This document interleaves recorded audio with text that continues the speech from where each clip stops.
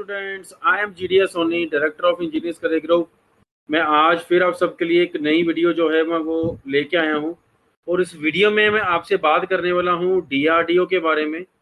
DRDO ने recently ही अभी जो है वो गेट एग्जाम के थ्रू जो अपनी रिक्रूटमेंट है वो अनाउंस कर दी है। तो मैं आज फिर एक नई वीडियो लेके आया हूँ आप सबके लिए। I am very thankful to all of you कि आप मेरी वीडियोस को बहुत प्यार दे रहे हैं और आप मेरी वीडियोस को इसी तरह से प्यार देते रहिएगा और मेरे को मोटिवेट करते रहिए और मेरे को बताते रहिए कि आपको कौन से ऐसे इंपॉर्टेंट जो पॉइंट्स हैं इन वीडियोस में जो है वो चाहिए, वो मैं आपके कवर करता रहूँगा। और बहुत से स्टूडेंट्स जो हैं वो मेरे को सजेस्ट करते रहते हैं थ्रू कमेंट्स में, थ्रू बहुत सारे स्टूडेंट जो है टेलीग्राम ग्रुप में जुड़ते जा रहे हैं, वो वहाँ से भी मेरे को जो है वो गाइड करते रहते हैं, जब मेरे को बताते रहते हैं कि आपको कौन से ऐसे जो पॉइंट्स हैं जो इंपॉर्टेंट हैं जो वीडियो में कवर होने चाहिए। तो इसी तरह से आप मेरे चैनल में बने रहिएगा। और अगर आप इस चैनल पे नए हैं और आप चाहते हैं कि हर जॉब की नोटिफिकेशन आपके पास सबसे पहले आ जाए, तो आप अभी कभी इस चैनल को जो है वो सब्सक्राइब कर लीजिएगा। अगर आपने ऑलरेडी सब्सक्राइब कर लिया है तो आप जो है इस वीडियो को अपने फ्रेंड्स के साथ भी जो आगे ज़्यादा से ज़्यादा शेयर करिएगा कि सो दैट आपके साथ साथ आपके जो फ्रेंड्स हैं वो भी जो कंप्लीट इन्फॉर्मेशन है किसी भी जॉब के बारे में जो है वो ले सकें। तो आइए आज हम बात करते हैं डीआरडीओ के बारे में। डीआरडीओ का जो पैटर्न है वो थोड़ा सा डिफरेंट है अदर पीएसयू से। सो इस वीडियो को लास्ट तक देखिएगा, लास्ट तक बने रहिएगा। बहुत सारी जो स्ट्रीम्स हैं, बहुत सारे जो स्टूडेंट्स बीटेक में बिलोंग करते हैं वो इसमें एलिजिबल होते हैं, उसकी कंप्लीट डिटेल जो है मैं इस वीडियो में लेके आया हूँ। इस वीडियो में आखिर तक बने रहिएगा और इस वीडियो में जो भी आपको डाउट्स रहते हैं पहले बार की तरह जो है वो कमेंट सेक्शन में जाके अपने जो डाउट्स है पूछते रहिएगा। और इधर आप टेक्निकल ग्रुप में जो है वो मेरे साथ जुड़ सकते हैं। इस टेलीग्राम ग्रुप का जो लिंक है इस वीडियो के डिस्क्रिप्शन में दिया हुआ है, वहां से जाके आप जो है वो कनेक्ट कर सकते हैं। आइए स्टार्ट करते हैं और डीआरडीओ की इंफॉर्मेशन के बारे में जानते हैं। तो डीआरडीओ जो है ये डिफेंस का डिपार्टमेंट है और ये मिनिस्ट्री ऑफ डिफेंस के अंडर आता है। मिनिस्ट्री ऑफ डिफेंस की जितने भी इक्विपमेंट्स डिजाइन होते हैं, जहाँ जो उनका प्रोक्योरमेंट होता है, उनका जो सारा काम है वो यहाँ के जो इंजीनियर, जो इनके जो साइंटिस्ट होते हैं वो लोग करते हैं। तो ये आपके लिए बहुत बड़ा मौका है। अगर आपका ये ड्रीम था साइंटिस्ट बनेगा तो आप इस जॉब के थ्रू जो है वो साइंटिस्ट बी जो ग्रेड लेवल की जो जॉब होती है वो सेंट्रल गवर्नमेंट में जो है मिनिस्ट्री ऑफ डिफेंस में जो है वो आप कर सकते हैं। और ये जो रिक्रूटमेंट है अभी रिसेंटली जो है गेट 2021 के एग्जाम के थ्रू जो अनाउंस कर दिया गया था। लास्ट टाइम भी जो उसका रिक्रूटमेंट हुआ है उसमें गेट 2018, 19, 20 जो स्टूडेंट्स हैं वो मांगे गए थे, बट इस बार जो है सिर्फ 2021 के जो स्टूडेंट्स हैं उन्हीं को ही एलिजिबल करा गया है। तो अगर आप अपने करियर को एक नई डायरेक्शन देना चाहते हैं, नई अपॉर्चुनिटीज की वेट कर रहे हैं, तो मैं आपको बता दूं ये करियर अपॉर्चुनिटी आपके लिए बहुत बड़ी करियर अपॉर्चुनिटी है। इवन पीएसयू से भी बहुत बड़ी करियर अपॉर्चुनिटी है। इसकी डिटेल्स के बारे में हम आगे डिस्कस करते हैं। तो सबसे पहले हम बात करते हैं एलिजिबिलिटी क्राइटेरिया का। इसके एलिजिबिलिटी क्राइटेरिया थोड़ा सा कॉम्प्लेक्स है, इसको थोड़ा ध्यान से समझिएगा। एलिजिबिलिटी क्राइटेरिया इसका है कैसे है। सबसे पहले बात है कि बीटेक स्टूडेंट आप होने चाहिए। दैट इज क्लियर कि आप जो बीटेक स्टूडेंट हैं तो आप इसमें एलिजिबल हैं। आप गेट क्वालिफाइड होने चाहिए, आप गेट बीटेक के स्टूडेंट होने चाहिए और उसके बाद आपका जो एग्जाम है वो गेट जो है वो क्वालिफाई होना चाहिए। फाइनल ईयर के जो स्टूडेंट्स हैं वो इसमें एलिजिबल रहते हैं और फाइनल ईयर के जो पास आउट स्टूडेंट्स हैं वो भी इसमें एलिजिबल रहते हैं। एज लिमिट हम आगे जाके देख रहे हैं इसकी कि एज लिमिट कितनी रहेगी। अगर आप जो हैं आईआईटी से पढ़े हुए हैं या एनआईटी से पढ़े हुए हैं और आपकी जो परसेंटेज है वो 80% है, तो आपको गेट एग्जाम नहीं भी दिया होगा तब भी आप इस एग्जाम में एलिजिबल हैं। इस एग्जाम में एक क्राइटेरिया रहता है कि अगर आप या तो गेट क्वालिफाई होने चाहिए और इधर आप एनआईटी और आईआईटी से पढ़े होने चाहिए और 80% जो मार्क्स हैं वो आपके वहाँ पे हैं, तो भी आप एलिजिबिलिटी है। दोनों में से एक एलिजिबिलिटी आप पूरी करनी है, या तो गेट क्वालिफाई होना है या आईआईटी एनआईटी में 80% मार्क्स होने चाहिए। तो जो स्टूडेंट आईआईटी एनआईटी से नहीं है तो उनको सारे स्टूडेंट्स को जो है वो गेट जो है वो एग्जाम को बस रही है, गेट का पेपर जो है वो देना ही पड़ेगा। तो आगे देखते हैं। नेक्स्ट इंडियन नेशनल जो है वो सिर्फ उनका जो है एलिजिबिलिटी है मिनिमम फर्स्ट क्लास। अब फर्स्ट क्लास की कैटेगरी डिफरेंट है। कई यूनिवर्सिटी फर्स्ट क्लास 65% भी देती हैं, कई 60% भी दे रही हैं, कहीं की 55% भी फर्स्ट क्लास है। आप जिस मर्जी कैटेगरी को बिलोंग करते हैं, आप कैटेगरी के स्टूडेंट हैं, आप हैंडीकैप स्टूडेंट हैं, आप चाहे जनरल स्टूडेंट हैं, आपके लिए जो है जो मार्क्स हैं वो मिनिमम फर्स्ट क्लास होने चाहिए। वो क्राइटेरिया नहीं है 60% का, 65% का। उन्होंने ये भी मेंशन करा है अगर आपके पास ऐसा कोई फर्स्ट क्लास वाला क्राइटेरिया नहीं बनता है, आपकी यूनिवर्सिटी ने नहीं डिफाइन करा है फर्स्ट क्लास क्राइटेरिया, तो आपके 60% जो मार्क्स हैं वो एलिजिबिलिटी है, फिर आपके 60% मार्क्स होने चाहिए। अगर आपकी यूनिवर्सिटी में फर्स्ट क्लास का क्राइटेरिया नहीं है, वहां पे सीजीपीए सिस्टम है, तो आपके 6.75 जो सीजीपीए है 10 पॉइंट स्केल पे, ये बात ध्यान रखिएगा, ये जो 6.75 सीजीपीए है ये 10 पॉइंट स्केल के हिसाब से है। अगर आपकी यूनिवर्सिटी में 10 पॉइंट स्केल यूज करा जा रहा है, मोस्टली यूनिवर्सिटी में 10 पॉइंट स्केल ही यूज करा जाता है, कुछ यूनिवर्सिटीज में 9.5 का स्केल भी यूज करा जाता है।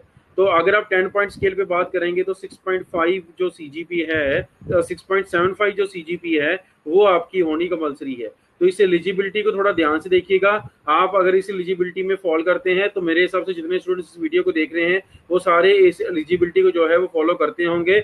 बस आप में जो डिफरेंस होगा वो गेट क्वालिफाइड होंगे, और अगर आप आईआईटी और एनआईटी के स्टूडेंट होंगे तो 80% वाले स्टूडेंट आप हैं कि नहीं है, इसके जो केसेस है उसके हिसाब से आपको जो है गेट क्वालिफाई होना जरूरी है। मींस गेट का एग्जाम जो ईयर 2021 में हो रहा है और जिसकी लास्ट डेट अप्लाई करने की 7 अक्टूबर है, 7 अक्टूबर के बाद ये एग्जाम जो है वो क्लोज हो जाएगा। इसके बाद आपको डेट टाइम नहीं मिलेगा, आप गेट के एग्जाम को फुलफिल नहीं कर पाएंगे। उससे आप जो है डीआरडीओ की जो मिनिमम बेसिक क्राइटेरिया है, बेसिक एलिजिबिलिटी है, उसको भी फुलफिल नहीं कर पाएंगे, जिससे आप डीआरडीओ में जहां साइंटिस्ट जो बनने का आपका सपना था वो अपना पूरा नहीं कर पाएंगे। अगर आप ये चाहते हैं अपने बचपन के सपने को पूरा करना, तो आज के आज जाके आप गेट का जो एग्जाम है उसको फिल कर दीजिएगा। आगे है एज लिमिट की मैं बात करता हूं, तो एज लिमिट में जो है मैक्सिमम 28 ईयर्स है। इसमें जो डिफाइंड है वो ये है कि 28 ईयर्स तक जो है वो आप जो अप्लाई कर सकते हैं, और ये जो डेट काउंट होगी जब इसका फाइनल एडवर्टाइजमेंट आ जाएगा। अभी जो है सिर्फ डीआरडीओ ने नोटिफाई करा है कि हम गेट 2021 के थ्रू लेंगे, अभी उनका जो डिटेल्ड एडवर्टाइजमेंट है वो अभी नहीं आया है। जैसे ही डिटेल्ड एडवर्टाइजमेंट आता है उसमें जो भी लास्ट डेट होगी, तो यूजुअली इसकी जो लास्ट डेट डिसाइड करी जाती है वो जिस दिन एम्प्लॉयमेंट न्यूज में इसका डिटेल नोटिफिकेशन आएगा उससे 21 दिन के बाद जो है वो लास्ट डेट जो है वो डिसाइड कर दी जाती है, और वो जो डेट है उसके हिसाब से आपको जो है जो 28 ईयर जो है वो एज काउंट करनी है। लेट अस सपोज अगर आपकी जो एडवर्टाइजमेंट है एम्प्लॉयमेंट न्यूज में 1 जैन को आती है, तो आप जो है 22 जैन तक जो है 2021 तक अपनी जो है वो एज कैलकुलेट कर सकते हैं। वही 15 को आती है, उसके हिसाब से 21 डेज ऐड करके आप अपनी एज लिमिट जो है वो कैलकुलेट कर सकते हैं। अभी तक का जो क्राइटेरिया वो इसी तरह से है, हो सकता है इस बार जो रिक्रूटमेंट आए तो उसमें क्राइटेरिया डिफरेंट हो, बट जहां तक मेरे को आइडिया है कि ये जो डिपार्टमेंट्स होते हैं इनके जो एज लिमिट के क्राइटेरिया, जो एलिजिबिलिटी क्राइटेरिया वो सारे सेम ही होते हैं, तो वो उसी को ही फॉलो करते हैं, बिकॉज इनका एक एक्ट और लॉ बना होता है जिसके हिसाब से इनको हायरिंग और रिक्रूटमेंट करना होता है, तो वो उसको बाईपास नहीं कर सकते हैं। अगर आप कैटेगरी के स्टूडेंट हैं तो आप 33 ईयर्स तक जो है वो अप्लाई इसको डीआरडी में अप्लाई कर सकते हैं। अगर ओबीसी कैंडिडेट हैं 31 ईयर्स तक जो है इसको अप्लाई कर सकते हैं।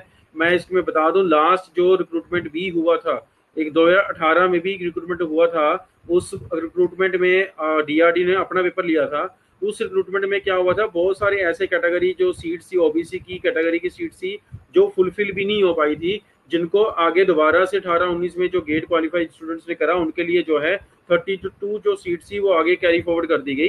तो मैं आपको बता दूं जो भी स्टूडेंट कैटेगरी के हैं, जो भी स्टूडेंट ओबीसी से बिलोंग करते हैं, वो स्टूडेंट्स के लिए बहुत अच्छा मौका है इस एग्जाम के थ्रू जॉब लेने का, साइंटिस्ट बी की जॉब लेने का। ये बहुत बड़ा जो डेजिग्नेशन है, बहुत अच्छी जो जॉब है, around 1 lakh rupees per year जो जॉब है वो आपको फर्स्ट एज अ फ्रेशर जो है 1 लाख रुपीज पर मंथ की जो जॉब है वो फर्स्ट एज अ फ्रेशर आपको मिलनी स्टार्ट हो जाती है। नेक्स्ट हमें बात करते हैं आगे वैकेंसीज की।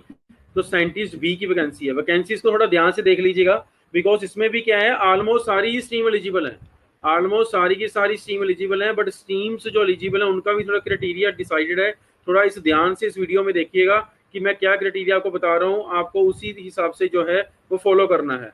सबसे पहली बात है, इसमें एक जो पोस्ट निकलती है वो इलेक्ट्रॉनिक्स इंजीनियर की निकलेगी, तो उसमें जो पेपर है वो गेट का पेपर जो इसी का दिया आना चाहिए। ये एक इनका जो पोस्ट है वो इलेक्ट्रॉनिक्स इंजीनियर की पोस्ट होती है, जो इलेक्ट्रॉनिक्स इंजीनियरिंग के स्टूडेंट्स को लिया जाता है। बट इलेक्ट्रॉनिक्स इंजीनियरिंग के साथ साथ और कौन कौन सी स्ट्रीम्स हैं, आपने इलेक्ट्रॉनिक्स इंजीनियरिंग करी होनी चाहिए, इलेक्ट्रॉनिक्स एंड कम्युनिकेशन इंजीनियरिंग करी होनी चाहिए, इलेक्ट्रॉनिक्स एंड इंस्ट्रूमेंटेशन अगर आपने करी है, इंडस्ट्रियल इलेक्ट्रॉनिक्स आपने करी है, टेलीकम्युनिकेशन इंजीनियरिंग आपने करी है, इलेक्ट्रिकल विद कम्युनिकेशन करी है, radio physics and electronics electrical करी है, और इलेक्ट्रॉनिक्स एंड कंप्यूटर इंजीनियरिंग करी है। तो ऐसी कोई भी स्ट्रीम आपने करी है तो आप जो है वो गेट का पेपर जो है वो ईसी से ही अप्लाई करिएगा। अगर आप गेट का पेपर ईसी से अप्लाई करते हैं तो आप जो है डीआरडी के रिक्रूटमेंट का हिस्सा बन सकते हैं।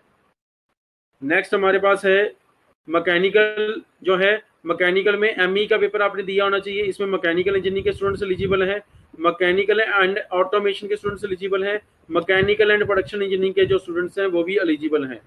नेक्स्ट होता है कंप्यूटर साइंस। कंप्यूटर साइंस में गेट का पेपर आपका सीएस का दिया होना चाहिए। आप कंप्यूटर साइंस इंजीनियरिंग के स्टूडेंट्स एलिजिबल हैं, कंप्यूटर साइंस एंड इन्फॉर्मेशन के स्टूडेंट्स एलिजिबल हैं, सॉफ्टवेयर इंजीनियरिंग के स्टूडेंट्स एलिजिबल हैं, इन्फॉर्मेशन टेक्नोलॉजी के स्टूडेंट्स एलिजिबल हैं, इन्फॉर्मेशन साइंस के स्टूडेंट्स भी एलिजिबल हैं। कंप्यूटर नेटवर्किंग में भी बीटेक होती है आजकल, कंप्यूटर नेटवर्किंग में अगर बीटेक करी हुई है तो भी आप एलिजिबल हैं।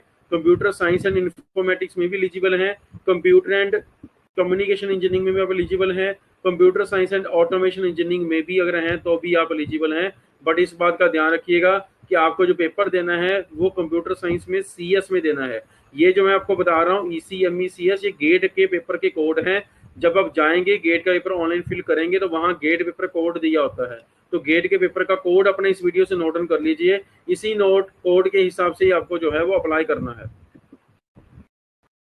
अगर नेक्स्ट होता है इलेक्ट्रिकल, इसमें डबल ई जो कोड होता है गेट पेपर का, इसमें इलेक्ट्रिकल इंजीनियरिंग के स्टूडेंट हैं, इलेक्ट्रिकल पावर सिस्टम के इंजीनियरिंग के स्टूडेंट हैं, इलेक्ट्रिकल इलेक्ट्रॉनिक्स इंजीनियरिंग के हैं, electrical and renewable energy engineering के हैं, पावर इंजीनियरिंग के हैं, पावर इलेक्ट्रॉनिक्स इंजीनियरिंग के हैं, इलेक्ट्रॉनिक्स एंड इलेक्ट्रिकल कम्युनिकेशंस के हैं, electrical and communication electrical with communication engineering भी है। नेक्स्ट इसमें प्रोडक्शन इंडस्ट्रियल के भी स्टूडेंट एलिजिबल होते हैं, पीआई का पेपर देना होना चाहिए। इसमें production engineering, industrial engineering, production and industrial engineering आपने करी हो, बट ध्यान में रखिएगा पेपर पीआई होना चाहिए। ये बहुत बड़ी जो बात है, गेट का पेपर, बहुत से प्रोडक्शन के पेपर जो स्टूडेंट जो है मैकेनिकल के पेपर की तैयारी करके मैकेनिकल में अपीयर हो जाते हैं। मैं सारे स्टूडेंट्स को यही गाइड करता हूँ, ना ही मैकेनिकल वाले पीआई में अपीयर हो, ना ही पीआई वाले जो है मैकेनिकल में अपीयर हो। इसका बाद में कोई बहुत ज़्यादा बेनिफिट नहीं मिलता है। जहां भी अगर आपको जॉब, आपकी कंसंट्रेशन है कि जॉब मेरे को लेनी है, तो अपनी स्ट्रीम में ही रहेगा, बिकॉज जो गेट पेपर है वो आपकी स्ट्रीम का ही कंसिडर करा जाएगा। नेक्स्ट हम देखते हैं इंस्ट्रूमेंटेशन की जो स्ट्रीम है, इसमें आईएन का पेपर देना होना चाहिए।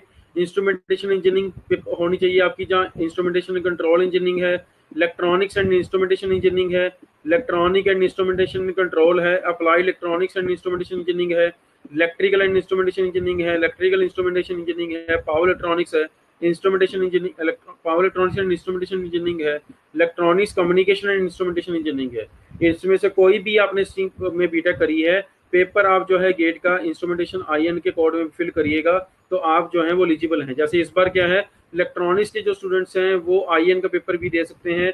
जो भी स्टूडेंट अपना करियर जो है वो एज अ डीआरडी में बनाना चाहते हैं, जहाँ आइदर जो मेरे पास एनएमडीसी था वहाँ भी बनाना चाहते हैं, तो आप जो है उसमें आईएन का पेपर दे के उसमें एलिजिबिलिटी है, आप उसमें पेपर दे सकते हैं। सेकंड पेपर जो है आईएन में फिल कर सकते हैं, बट ध्यान में रखिएगा मैं कंपलसरी किसी को नहीं कह रहा सेकंड पेपर दो ही दो। सेकंड पेपर में कम से कम जो है 30 से 40% सिलेबस जो है इलेक्ट्रॉनिक से डिफरेंट है, तो वो ध्यान से करिएगा। बट अगर आप उसमें से 20% सिलेबस भी एक्स्ट्रा कर लेते हैं आईएन का, तो आप आईएन में अच्छा स्कोर लेके आ पाएंगे, बिकॉज आईएन में जो है वो नंबर ऑफ स्टूडेंट कैंडिडेट कम होते हैं और आपका रैंक जो है वो अच्छे आने के चांसेस है। सिविल जो है नेक्स्ट जो है, इसका कोड जो है वो थोड़ा सा यहाँ लिखा हुआ है, थोड़ा मिस्टेक है टाइपिंग, तो यहाँ मैं ठीक कर देता हूँ। This is the CE code. Civil का जो है वो सीई कोड जो है वो होना चाहिए। सिविल में जिन्होंने सीई कोड में करा, सिविल में करा है और सीई कोड के साथ करा है, तो वो जो पेपर अप्लाई करेंगे या जिन्होंने अप्लाई करना है, तो उसमें बीटेक जो है सिविल इंजीनियरिंग में करी होनी चाहिए, सिविल एंड स्ट्रक्चरल इंजीनियरिंग में होनी चाहिए, civil and environmental engineering, civil and rural engineering, civil and water management engineering, civil and infrastructure engineering, construction engineering and management. अगर ये आपने करा हुआ है तो आप सिविल का पेपर दीजिए सिविल सीई के एग्जाम के साथ, तो आप जो है डीआरडीओ में जो है वो अपनी जॉब ले सकते हैं। केमिकल में सीएच कोड है, chemical engineering, chemical technology, chemical plant engineering, applied chemical and polymer technology, polymer science and chemical technology, chemical science and technology. ये जो सारी जो स्ट्रीम्स हैं, इसमें अगर आपने बीटेक करी है तो पेपर जो है वो आप केमिकल में फिल करिएगा। केमिकल में पेपर फिल करके आप जो है डीआरडीओ की जो जॉब है उसके जो रिक्रूटमेंट प्रोसेस है उसका आप हिस्सा बन सकते हैं।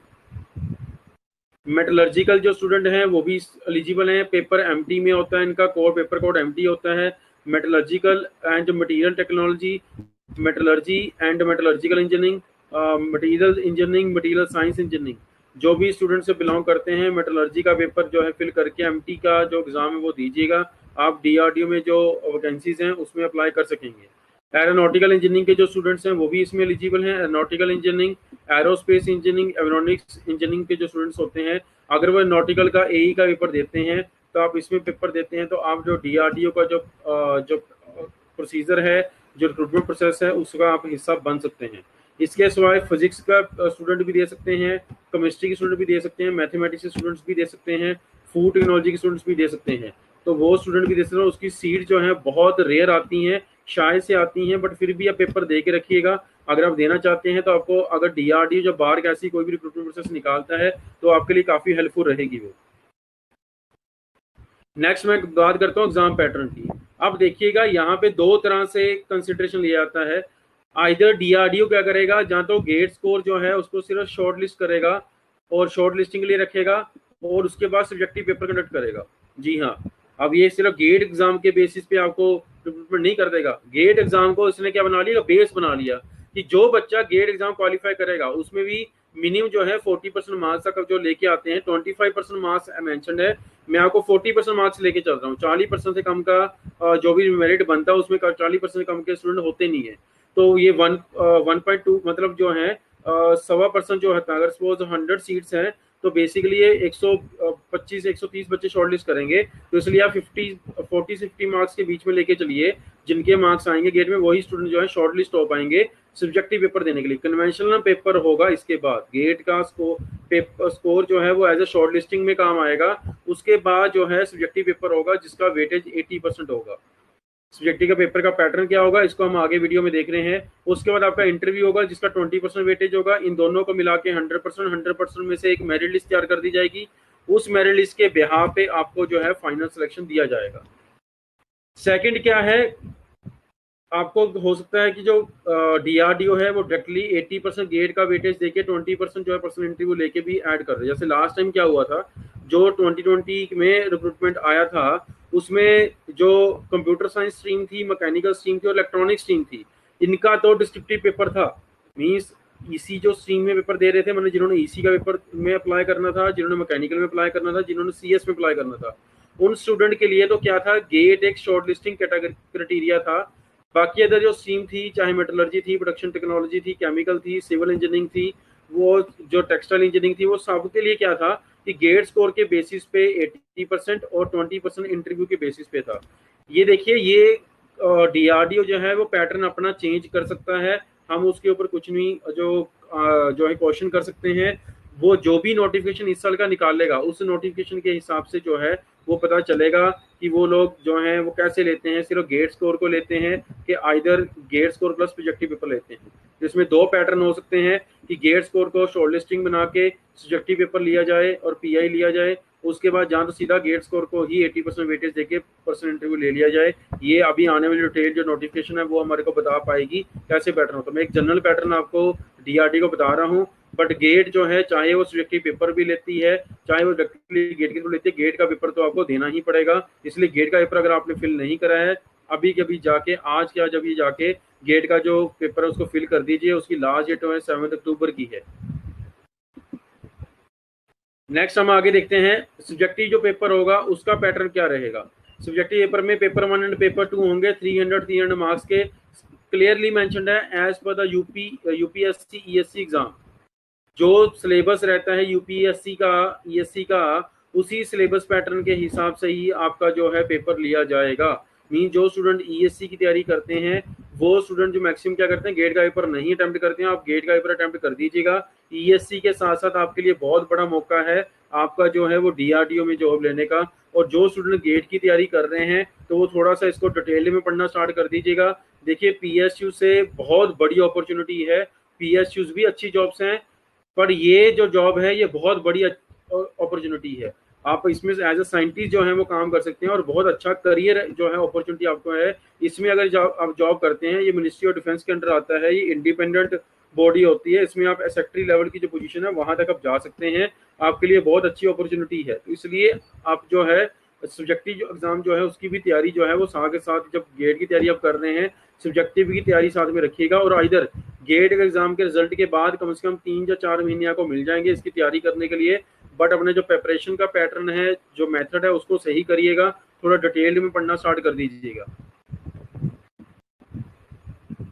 नेक्स्ट इसमें बात करते हैं अप्लाई कैसे करना है। अप्लाई गेट 2021 के थ्रू होना है, और आपने जो है वो रिक्रूटमेंट एंड असेसमेंट कमीशन है इसका, इसमें डीआरडीओ के साथ डिफरेंट डिपार्टमेंट्स जो हैं, डिफेंस के जितने भी डिपार्टमेंट्स हैं उनकी जो रिक्रूटमेंट है, जो साइंटिस्ट की जो है वो rac.government.in की वेबसाइट है, वहाँ पे जाके आपको अप्लाई करना है। rac.government.in पे अभी नोटिफिकेशन सिर्फ अभी इतना ही दिया है कि जो साइंटिस्ट हैं वो जो गेट के थ्रू जो है वो हायर करे जाएंगे इस बार गेट 2021 के थ्रू।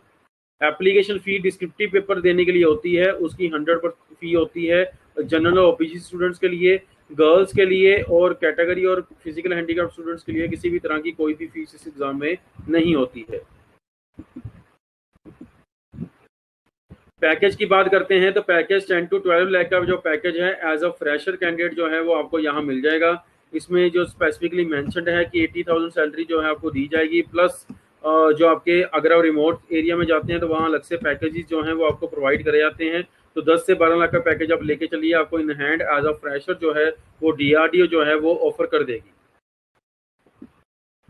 अब सबसे बड़ी इंपॉर्टेंट जो बात है, मैं स्टूडेंट्स को बार बार गाइड करता हूं कि अगर आप चाहे गेट का पेपर दे रहे हैं, ईएससी का पेपर दे रहे हैं, चाहे आप कोई भी कॉम्पिटिटिव एग्जाम दे रहे हैं, किसी भी कॉम्पिटिटिव एग्जाम को जो है वो पढ़ के जाना, उसकी तैयारी करके जाना बहुत ज़्यादा जरूरी है। हम लोग बीइंग ए स्टूडेंट बहुत बार ऐसा जो टाइम है वो वेस्ट कर देते हैं, जो ऐसा बहुत बार हम लोग चांस ले लेते हैं कि अभी हम लोग जो हैं वो बिना पढ़े ही चले जाते हैं, जहाँ इस बार हम सिर्फ ट्राई करके देख लेते हैं कि पेपर का पैटर्न कैसा आता है और एग्जाम जल का लेवल कैसा होता है। मैं आपको बता दूं कि अगर आपने पेपर का पैटर्न देखना है, एग्जाम का सिलेबस देखना है, तो भाई उसके लिए आपको एग्जाम अपेयर करने की रिक्वायरमेंट नहीं है। वो तो आप जाइए प्रीवियस ईयर क्वेश्चन देखिए, प्रीवियस ईयर क्वेश्चन में से सारा डाटा मिल जाएगा आपको कि पेपर का लेवल कैसा होता है। और सिलेबस देखना है तो हर जो एग्जाम है उसको सिलेबस मेंशन होता है, जैसे डीआरडी में मेंशन कर दिया कि यूपीएससी के सिलेबस के हिसाब से मैं जो रिक्रूटमेंट करूंगा, तो सिलेबस पहले से पता है, पेपर का लेवल पहले से पता होना चाहिए। आप सिर्फ जो है इसको जो नोटिफिकेशन निकला है इसकी तैयारी करनी स्टार्ट करिए। ये वेट मत करिए पेपर होगा तो मैं लेवल चेक करूंगा, तब मैं सिलेबस देखूंगा, फिर मैं अगले साल मन बनाऊंगा कि मेरे को पढ़ना है नहीं पढ़ना है। अगले साल मन आपका जो है बदल जाता है, बिकॉज क्या होता है जब बिना पढ़े आप पेपर में जाएंगे तो 101% श्योर है कि आप पेपर में जाके आपको ऐसा फील आएगा कि ये पेपर मेरे से पास होने वाला है ही नहीं है। अगले साल आप क्या करते हो, पढ़ने की कोशिश आप करते ही नहीं हो, तैयारी आप करना स्टार्ट करते ही नहीं हो, आप सिर्फ क्या करते हो उसको ड्रॉप कर देते हो, और चार आपके साथ वाले जो लोग होते हैं उनको भी डीमोटिवेट करते हो, मिसगाइड करना स्टार्ट कर देते हो कि भाई ये पेपर बहुत डिफिकल्ट होता है, ये पेपर नहीं हो पाएगा। जैसे गेट के एग्जाम को लेके बहुत बड़ा मिथ है सोसाइटी में, किसी से आप बात करने जाओगे, किसी से आप पूछोगे कि मैं गेट की तैयारी करने गेट का फॉर्म भर रहा हूँ, तो सबसे पहले यही बोलेगा नहीं पेपर बहुत डिफिकल्ट होता है, इस पेपर को पास नहीं होने वाला, इसको भर के कोई बेनिफिट मिलने नहीं वाला। बट आप खुद ध्यान में रखिएगा, हर साल जो गेट में स्टूडेंट जो है वो टॉप करते हैं, हर साल जो लोग हैं वो जॉब लेते हैं, अगर ये पेपर सच में ही डिफिकल्ट होता तो भाई कोई बच्चा भी इसको पास ना कर पाता। ये पेपर डिफिकल्ट तभी लगता है बिकॉज हम बिना पढ़े जो है पेपर दे के आते हैं। तो मैं आपको ये बता दूं कि आप पढ़ना जो है वो आज की आज स्टार्ट कर दीजिएगा गेट के थ्रू। जैसे आप ये सोचते हैं कि मैं एक बार ऐसे ट्राई करके देखूंगा, हर जो स्टूडेंट है वो ऐसे ही सोचता है। बस जो 10% या 20% स्टूडेंट होते हैं सिर्फ वही पढ़ के जाते हैं और वही सिलेक्ट हो पाते हैं, वही अच्छे मार्क्स लेके आ पाते हैं, उनका फाइनल सिलेक्शन हो पाता है। तो आप जो है वो 10 से 20% का हिस्सा बनिए, ना कि आप जो लास्ट 80% बिना पढ़े जा रहे हैं आप उनका हिस्सा बनिएगा। ये आपके ऊपर डिसाइड करता है। आप जो है वो आज से आज पढ़ना स्टार्ट करिएगा, और आपको पढ़ना है, तैयारी करनी है। आप ये चाहते हैं कि आपका सिलेक्शन हो जाए, फर्स्ट टाइम में हो जाए, तो आप इंजीनियर्स करियर ग्रुप के साथ जो है वो जुड़िएगा।